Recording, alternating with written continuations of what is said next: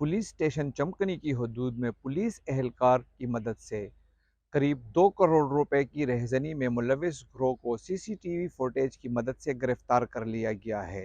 Police के मुताबिक मुलजिमान में सराफा बाजार के सुनार और पुलिस एहलकार समेत 9 अफराद शामिल थे।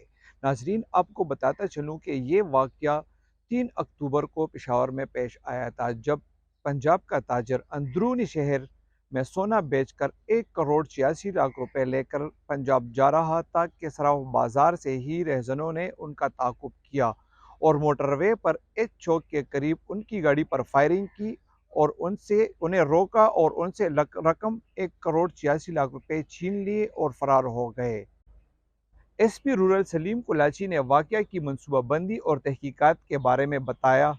बेसिकली कैसे सब 3 अक्टूबर 2022 का ये वाक़या है। शाम को 5:15 बजे मोटरवे एच चौक के ऊपर से ये डकैती होती है 1 करोड़ 86 लाख और 57 हज़ार रुपये की, जिसमें फ़ौरन एफआईआर रजिस्टर करके हम अपनी टीम कॉन्स्टिट्यूट करके इसको ट्रेस करने में लग जाते हैं।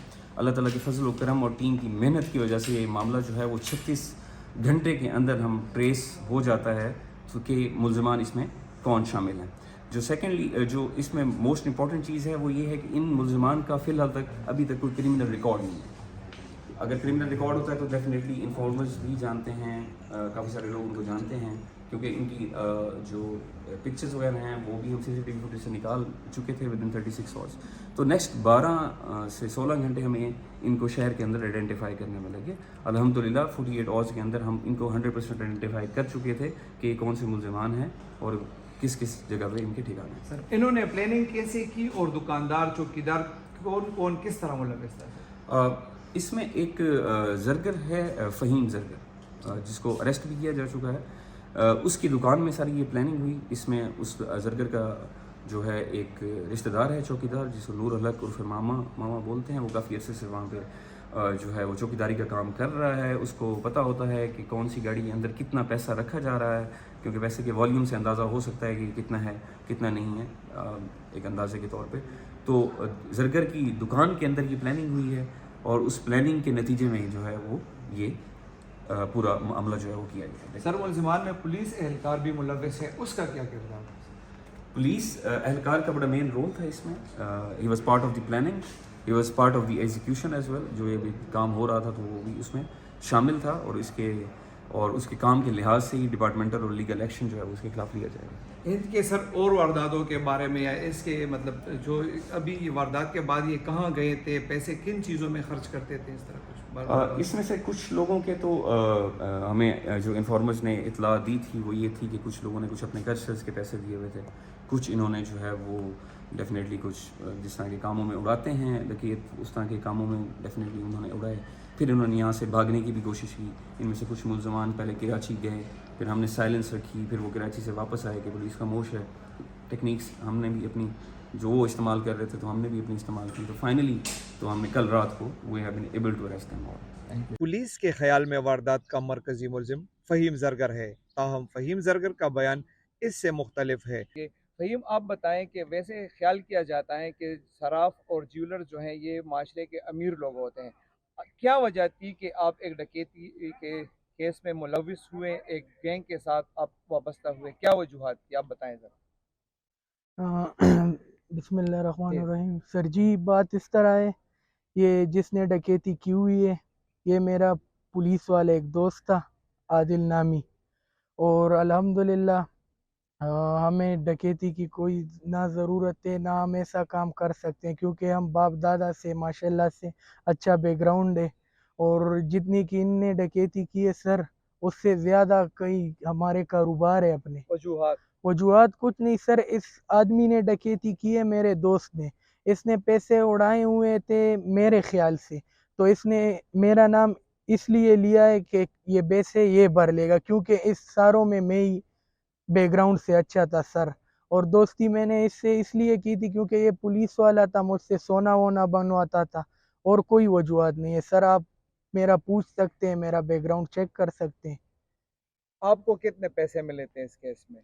सर जी, मुझे नहीं मिले थे, हमारे ड्राइवर को पैसे मिले थे 4 लाख रुपए उसने भेजे थे।